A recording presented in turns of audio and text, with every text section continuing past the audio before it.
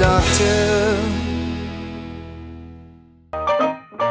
Most of us have had at least one brief encounter with mumps, chickenpox or measles, but almost all of us have never encountered life-threatening diseases like polio or smallpox, and that's because we're vaccinated.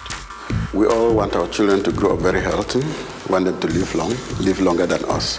And there is no better medical intervention than vaccines to make that happen. Vaccines have been around for quite some time now, and since then, smallpox has been eliminated. Polio is about to be eliminated. We don't see cases of whooping cough, of measles. 8.8 million children under 5 years who die every year. We could prevent about 5 million of these if we gave all the vaccines that are recommended.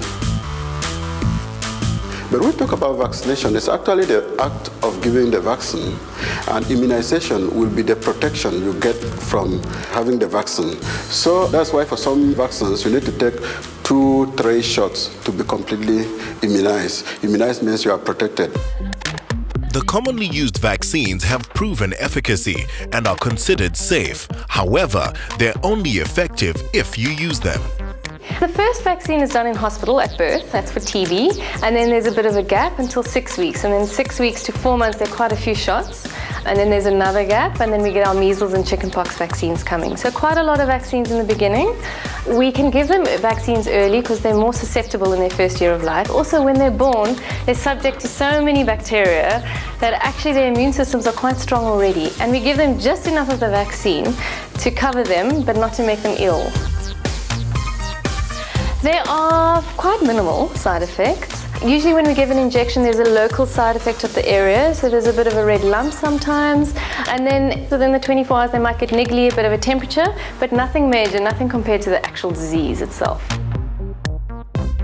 I think a lot of mothers are overseeing the fact that measles might just be a temperature and a rash, but it can also have serious complications and it can also lead to death. So there's a vast range that one disease can do to you depending on your current immunity or your current health status.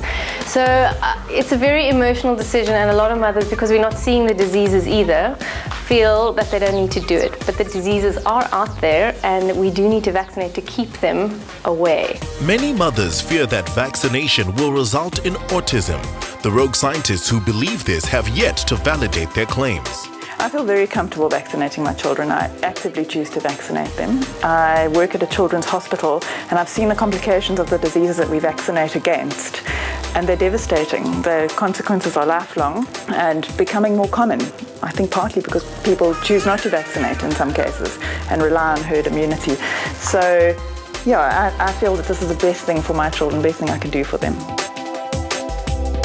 If you've missed all your vaccines, you can always come in and we can catch you up. If you've done one and then there's a big gap, that's also not a problem. We can always catch up vaccines. So please come into the clinic if you have skipped vaccines, because we can always update you. Vaccines are safe, vaccines are effective, they save lives, they keep people healthy, and they make our children live to ripe ages to become grandfathers and great-grandfathers.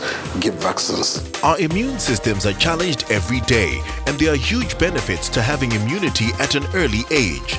Thanks to modern medicine, there are at least 20 safe vaccines available today. Hello, doctor.